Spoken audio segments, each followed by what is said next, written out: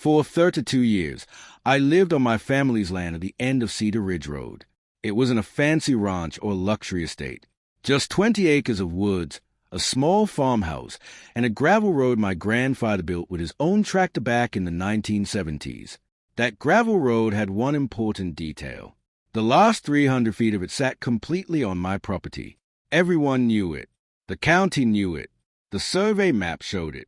Even the new homeowners association knew it, or at least they should have. Everything changed when a luxury subdivision called Pine Ridge Estates was built behind my land. Overnight, dozens of expensive homes appeared where old farmland used to be. With them came an HOA that believed they controlled everything they could see. At first, they sent me friendly letters asking me to join the community. I politely declined. Then they sent another letter explaining that all roads leading into Pine Ridge Estates were now under HOA management. I laughed. They were talking about my road. I ignored it, assuming someone had made a mistake. 2 weeks later, I drove home after buying supplies from town. Halfway down my own driveway, I slammed on the brakes. A massive black steel security gate stood across the road.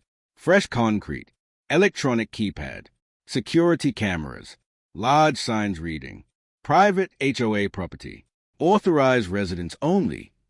I couldn't believe what I was seeing. My own driveway had been blocked. A construction worker walked over and casually said, "You'll need to get a gate code from the HOA office." I stared at him. "This road is mine." He shrugged. "We just build what they pay for." The county survey stakes were still sticking out of the ground beside the gate. They had literally installed the entire structure on my property. I took dozens of pictures. Then I drove through my pasture to reach the house instead. The next morning, I visited the HOA office. The president smiled politely. "We've improved security for all residents." I placed my property survey on the table. "You built your security gate on my land." She barely looked at it. Our attorneys handled everything. I asked one simple question. "Can you show me the easement?" Silence. Then she changed the subject. I left without arguing.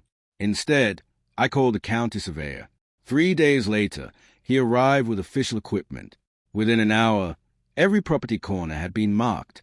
The gate wasn't close to the property line. It was over 20 feet inside mine. The surveyor simply smiled. "Well, someone's going to have an expensive week." Instead of demanding they remove it immediately, I made a different decision.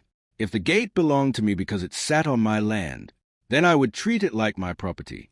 I hired a locksmith, not to damage anything, just to change the lock on the manual emergency access panel. Completely legal. Then I added my own heavy-duty chain and padlock around the outside emergency latch. Finally, I placed one small sign beside it. Private property. No trespassing. Nothing else. The following Monday morning became unforgettable. Residents leaving for work discovered their fancy electronic gate couldn't be opened manually anymore. Delivery trucks piled up. School buses waited. Landscaping crews stood outside arguing.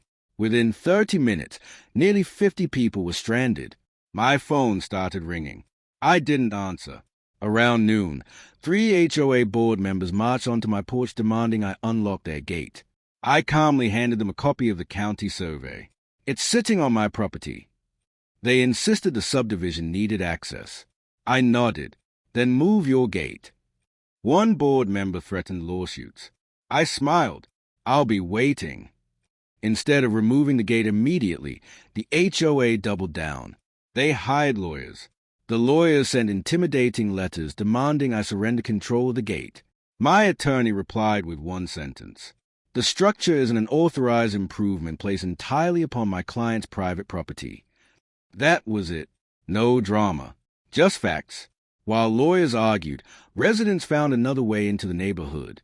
They parked outside, then walked nearly half a mile through a muddy construction trail every single day. People wearing expensive business suits carried groceries through ankle-deep mud. Parents pushed strollers around piles of dirt.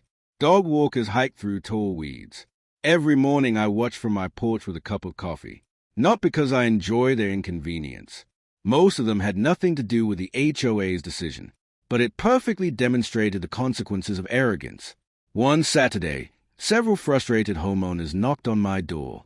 Unlike the board, they were respectful. One man asked quietly, "Did they really build that gate on your land?"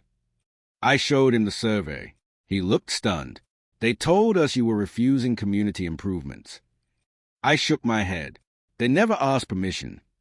By Monday evening, dozens of residents attended the HOA meeting demanding answers. Someone projected the official county survey onto a large screen. The room erupted. Homeowners discovered the board had approved a six-figure security project without confirming who actually owned the land. Within 2 weeks, the HOA president resigned. 2 other board members stepped down shortly afterward. The association quietly hired contractors. This time, they obtained proper permits.